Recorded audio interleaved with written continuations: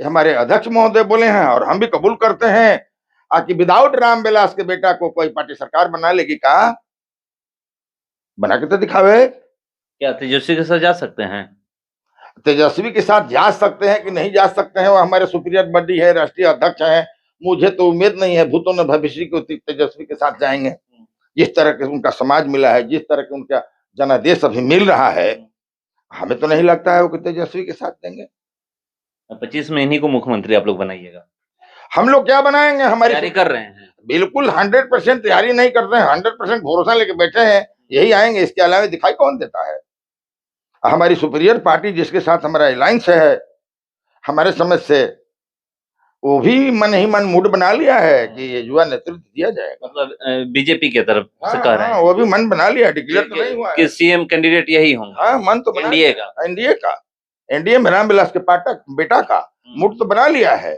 भाई हम तो सलाह करने गए नहीं है, लेकिन भाजपा में भी तो हमारे मित्र हैं, हम लोग भी तो उसके मित्र हैं, तो यही जुआ दिखाई दे रहा है। तो मुकाबला तेजस्वी यादव और चिराग पासवान में होगा। तेजस्वी कहीं मुकाबला में है ये नहीं, ये मुकाबला क्या होगा? तो नीतीश कुमार कह रहे हैं ना कि अब आगे तेजस्वी को ही। उसका जो प्रधानमंत्री हैं वो हनुमान शब्द से संबोधित करते हैं, ये बात हम आपसे कबूल कर। चिराग पासवान का एक नारा है बिहार फर्स्ट, बिहारी फर्स्ट। कैसे बिहारियों को आगे बढ़ाया जाए, पूरे देश में कैसे बिहारियों को एक उस नजरिए से जो देखा जाता है, ये कहा जाता है ये बिहारी हैं, उस नजरिए से ना देखा जाए, मान सम्मान बढ़े। चलिए हमारे साथ बात करने के लिए बिहार प्रदेश के उपाध्यक्ष लेबर सेल के लोजपा रामविलास के हमारे साथ मौजूद है शालिग्राम दुबे जी। मैं इनसे सीधे जुड़ता हूँ। IBN 7 भारत में आपका स्वागत है। आपको भी और आपके चैनल को भी बहुत बहुत धन्यवाद और स्वागत है। चिराग पासवान का एक नारा जो है कि बिहार फर्स्ट, बिहारी फर्स्ट, उस पे आप लोग कैसे काम कर रहे हैं? यही नारा के चलते हम जो है सो इस मौसम वैज्ञानिक का बेटा का एक मेंबर बने। यही नारा के अभाव में हमारे बिहार आज तक पिछड़ा रहा। बिहार क्या है, ये एक युवा नेता समझा। बाकी लोगों के लिए भी हम कहेंगे कि इसको अपने एक लोशन मार के इसी मार्ग पर बाकी पार्टियां चले, तो हमें उम्मीद है कि उसका विकास होगा कितना भगवान जाने, बाकी विनाश नहीं होगा। बिहार फर्स्ट, बिहारी फर्स्ट, इसने वेद का अनुसरण किया है। जब निश्चरों का अत्याचार बढ़ा था तो हमारे प्रभु श्री राम का पहला आगमन 12 वर्ष की अवस्था में बक्सर में हुआ था और यहीं से निश्चरों का विनाश का शुरुआत हुआ था। तो ये नारा में भ्रष्टाचारियों का विनाश है और बिहार का विकास है। इसलिए ये नारा को हमारे भारत का हर स्टेट कबूल कर रहा है। बिहार तो इस पर फिदा ही है बेटा। आप कह रहे हैं कि बिहार फिदा है। यहाँ पर हम लोग बात करें तो वो तो जाति पाति की बात नहीं करते हैं, मगर और जितनी भी पार्टियां हैं, चाहे आरजेडी को ले लीजिए, जेडीयू को ले लीजिए, अभी तो जातिगत जनगणना बिहार में हो ही गया है और ये सब पार्टी जाति की बात करती है, कैसे मुझे वोट मिलेगा इसकी बात करती है, उसी पे जनता जाती है। जो जाति की बात करता है उसी को वोट करती है। तो कैसे आप लोग इसमें आगे बढ़िएगा? अब जब तक इसका वो लाभ ले चुका बाबू। अब हर वर्ग में विद्वानों की संख्या मां सरस्वती की कृपा से बहुत अच्छी हो गई है। अब कोई बहकावे में आने वाला नहीं है। अब एक जाति से कोई सत्ता में आ जाए, पहले भी संभव नहीं था, आज भी संभव नहीं है, भूतों न भविष्य कभी भी संभव नहीं है, कभी भी संभव नहीं है। एक नेता का माने क्या होता है, जनप्रतिनिधि का माने क्या होता है, जनता का जनार्दन होता है। वो जाति को लेकर चलेगा तो जनार्दन बनेगा कैसे? जाति को लेकर चलेगा तो जनार्दन बनेगा कैसे? जाति को लेकर नहीं चल रहा है, मानव कल्याण, देश कल्याण की बात अगला सोच रहा है। इसके लिए जितना इसको धन्यवाद और आशीर्वाद दिया जाए तो कम है। अब कह रहे हैं कि जाति की बात नहीं करते हैं, कोई एक जाति से सरकार नहीं बना सकता है, मगर यहाँ पर जाति तो तोड़ा जा सकता है ना। और देख लीजिए, मैं एक बयान आपको याद दिलाता हूँ। डेहरी से आरजेडी के विधायक हैं, अभी उनका 2 दिन पहले का बयान है। ब्राह्मणों को लेकर बयान दिए हैं कि जो वो पूजा पाठ और कर्मकांड कराते हैं पैसे के लिए कराते हैं, उनका धर्म उर्म नहीं है, कहीं भी नहीं लिखा हुआ है। आप देख लीजिए।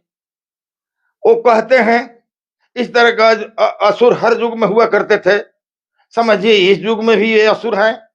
वो क्या कहे, हमारे प्रेजेंट विधायक भी बोले कि हम जीभ काट लेते, हम गोड़ काट लेते। हमारे राघवेंद्र जी जो खानदानी ब्राह्मण भक्त है, लेकिन आपा खो दिए। आपा खोने से हमें तो लगता है कि हमारा कुल, हमारा परिवार, हमारा खानदान न उनका बाप को छोड़ा है न उनको छोड़ेगा, लेकिन धैर्य न रख के, संयम न रख के जो बोले हैं, उसका परिणाम तो उनको कुछ न कुछ भोगना ही पड़ेगा बेटा। मतलब ये लोग बोलते क्यों है, सवाल यहाँ पर ये है। अब समझिए, विनाश काले विपरीत बुद्धि। ये बोलते हैं कि इससे मेरा जाति में वोट बढ़ेगा, लेकिन मैं विश्वास के साथ कहता हूं कि उन्हीं के जाति में उनका पिताजी, उनका दादाजी जिंदा है, तो कहते हैं कि तुमने क्या अपराध कर दिया, ब्राह्मणों ने देश से लिया क्या है, देने के सिवाय लिया क्या है, एक भी उदाहरण दे दीजिए।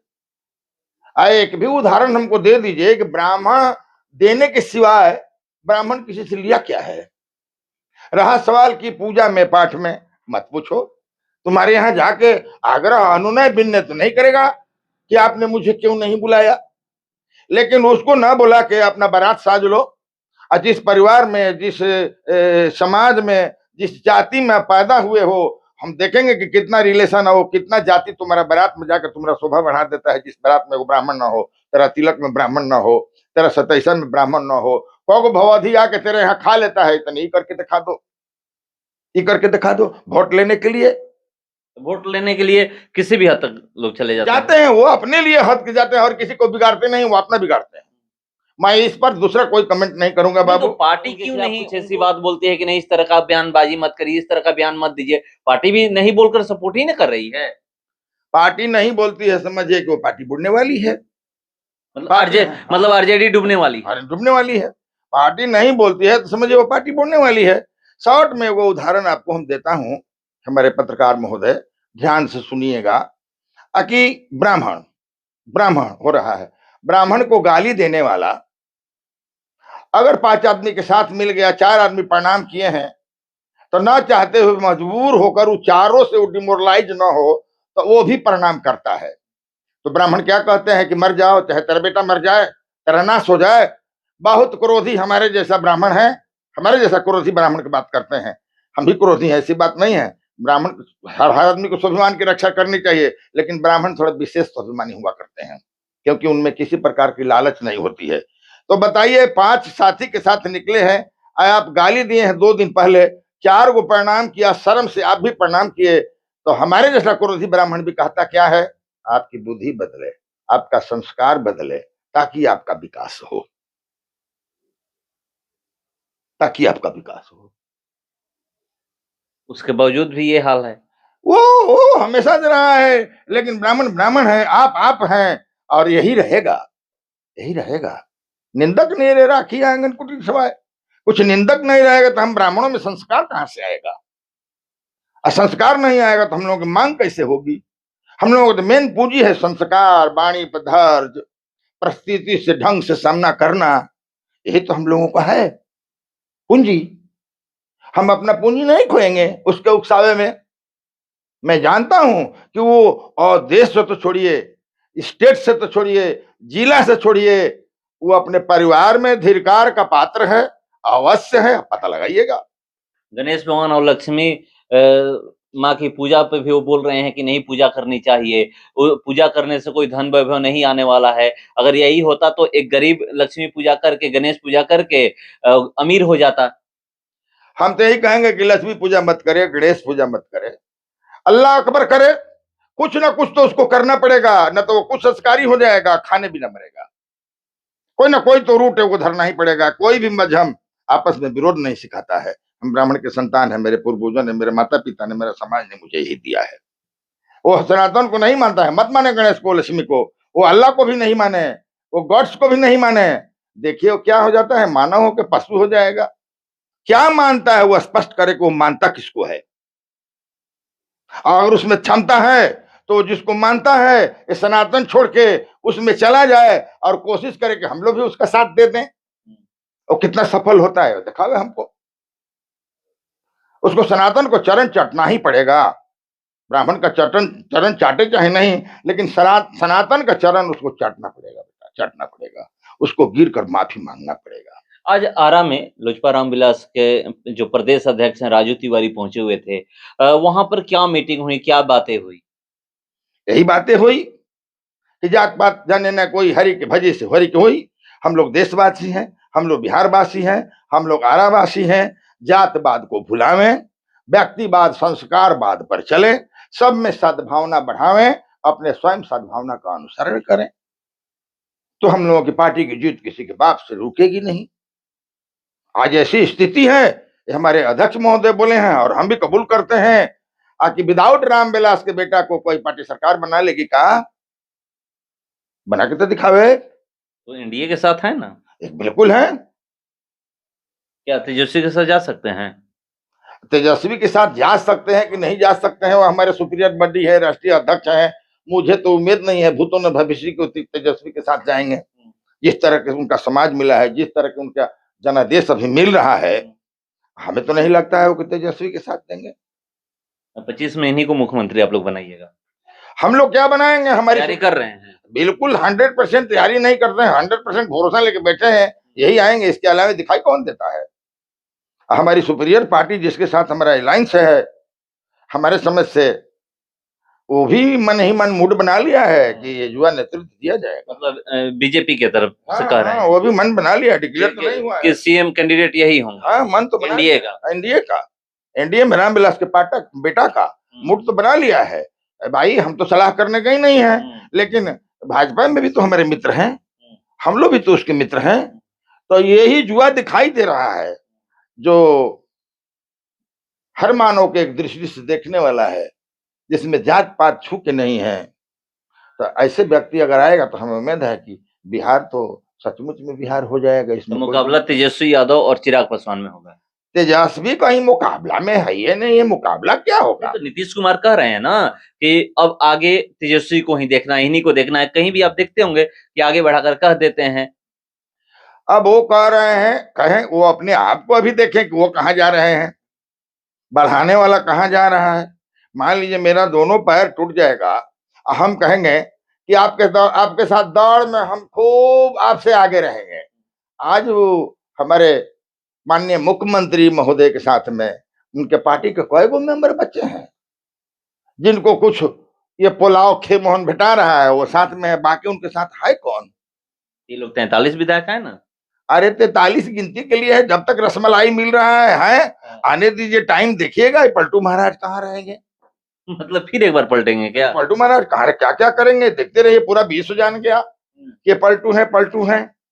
इस बार तो भरोसा है आरजेडी को कि इस बार नहीं पलटेंगे। आरजेडी को भरोसा तो है, लेकिन इनको भरोसा नहीं है कि इस बार हम सत्ता में आएंगे, चाहे हम जिसका मदद कर रहे हैं वो सत्ता में आएगा। मतलब आरजेडी सत्ता में नहीं आएगी ना? हमारे नीतीश जी को मन में ऐसा आएगा कि हम आएंगे, नहीं आएगा। मतलब 24 लोकसभा के चुनाव में कितने सांसद उनके बन सकते हैं? अब देखिए, तो भगवान पर निर्भर है, और जनता जनार्दन ही भगवान हुआ करती है हमारे भारतीय संविधान के हिसाब से।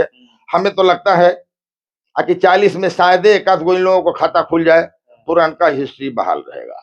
पुराना? हाँ, पुराना हिस्ट्री मतलब 2019 फिर से एक बार रिपीट होगा? बहाल रहेगा।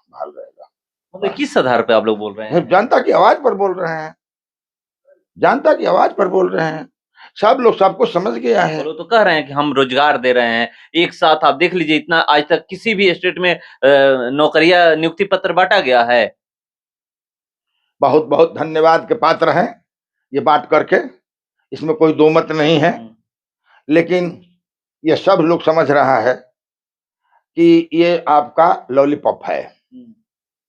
ये तो होना ही था, पहले से योजना थी। अभी तो ना जाने लाखों लाख पोस्ट खाली है हमारे बिहार में। आ रहा है दूसरे चरण का भी नोटिफिकेशन आ गया। भरे, लेकिन अपना कुसंस्कार छोड़े, अपना लूट छोड़े, तब शायद दूसरा बार सत्ता में आ जाए। इस बार तो सत्ता में आने का कोई सवाल इस बार नहीं आएंगे, कोई प्रश्न नहीं उठता है। तो देखिए, हम बात कर रहे थे, और ये 2024 में जिस तरह से वो लोग कहते हैं कि देखिएगा क्या होगा लोकसभा में, और 2025 की जो बातें हो रही है कि मुकाबला क्या तेजस्वी यादव और चिराग पासवान में है, तो ये करें तेजस्वी तो कहीं है ही नहीं। आप देख लीजिएगा, 2025 का इंतजार करिए। और सबसे बड़ी बात जो बताए हैं कि बीजेपी की तरफ से मन ही मन ये मान लिया गया है कि 2025 में एनडीए की तरफ से जो सीएम कैंडिडेट होंगे चिराग पासवान ही होंगे। तो एक तरफ उधर महागठबंधन की तरफ से ये कहा जा रहा है, उधर क्लियर नहीं है, मगर आरजेडी के तरफ से ये कहा जाता है कि 2025 में तेजस्वी होंगे, मगर एनडीए की तरफ से ये कह रहे हैं कि हमारी बातें होती है, बीजेपी में हमारे मित्र हैं, हम ही उनके मित्र हैं। तो इसलिए मुझे पता चलता है कि 2025 में जो सीएम कैंडिडेट होंगे एनडीए की तरफ से चिराग पासवान ही होंगे। अभी अभी जो हमारे पत्रकार महोदय आप बोले कि महागठबंधन की ओर से कहा जा रहा है, इसे मैं नहीं कबूल करता हूं। महागठबंधन के किसके द्वारा कहा गया कि अगला माने सीएम कैंडिडेट होंगे, इन्हीं के नेतृत्व में महागठबंधन का चुनाव हुआ? आरजेडी की तरफ से नहीं, आरजेडी की तरफ से कहा गया, कहा जाए, कहा नीतीश बोले हैं? नीतीश नहीं बोले, आरजेडी की तरफ से बोला गया है ना। कहा मकपा भकपा जद बद सद जो भी इसके साथ है, कौन बोला है कि तेजस्वी के नेतृत्व में हम लोग लड़ेंगे, यही मुख्यमंत्री बनेंगे? कौन बोला है? कोई नहीं बोला है। एनडीए की तरफ से भी ये तो नहीं बोला गया अभी। एनडीए की तरफ से नहीं बोला है, चूंकि एनडीए का देख लीजिए, इंडिया का जहां भी चुनाव हो रहा है उसका एक नेतृत्व है, एक नेतृत्व है भाजपा का अमित शाह और हमारे माननीय प्रधानमंत्री हैं, और लोजपा का चिराग पासवान है। ये दोनों का अपना अपना नेतृत्व है। आज जो हमारा संविधान कहता है उसके अनुसार चुने हुए प्रतिनिधि अपना नेता चुनते हैं, चुने हुए प्रतिनिधि अपना नेता चुनेंगे। हर जगह तो इसी तरह का चुनाव हो रहा है, हम लोग सफल हो रहे हैं। अब पहले भी हम लोगों ने यही बात देखा भी है। तो चलिए क्या हो रहा है ये बता रहे थे। और एक तरफ महागठबंधन में ये कहा जाता है, आरजेडी कुछ और ही बोलती है, जेडीयू कुछ और ही बोलती है, मगर ये कह रहे हैं कि आप इंतजार करिए, देखते रहिए 2025 में एनडीए के जो सीएम कैंडिडेट होंगे चिराग पासवान ही होंगे। हम लोग भी इंतजार करते हैं 2025 का, क्योंकि 2025 में मुकाबला कांटेदार होने वाला है। आगे बढ़ा देते हैं, आप कहीं भी देखे होंगे किस तरह से नीतीश कुमार कहते हैं कि अब सब कुछ तेजस्वी को देखना है, उस आधार पे हम लोग बोल रहे हैं। और एक बात है बेटा, कि विश्व का चाइना के बाद जनसंख्या वाला देश भारत है, और विश्व की सबसे आज लार्जेस्ट पार्टी बीजेपी है, और उसका जो प्रधानमंत्री हैं वो हनुमान शब्द से संबोधित करते हैं। ये बात हम आपसे कबूल करवाना चाहते हैं कि ये बात सत्य है कि नहीं। चिराग पासवान खुद ही कहते हैं मैं मोदी का हनुमान हूं। मोदी कहते हैं कि नहीं कि मेरा हनुमान है? मोदी भी कहते हैं, तब वो कहते हैं कि मैं उनका हनुमान हूं। तो हनुमान का काम क्या है? कौन सा काज कठिन जगमाही। तो सारे कठिन काम को पार लगाने के लिए मोदी ने अपना हनुमान बिहार के लिए छोड़ दिया है। तो चलिए, मोदी ने अपना हनुमान बिहार के लिए छोड़ दिया है। हम लोग इंतजार करते हैं 2025 में कि मोदी के हनुमान चिराग पासवान क्या कमाल करते हैं। फिलहाल इस खबर में इतना ही, बने रहिए हमारे साथ। नमस्कार।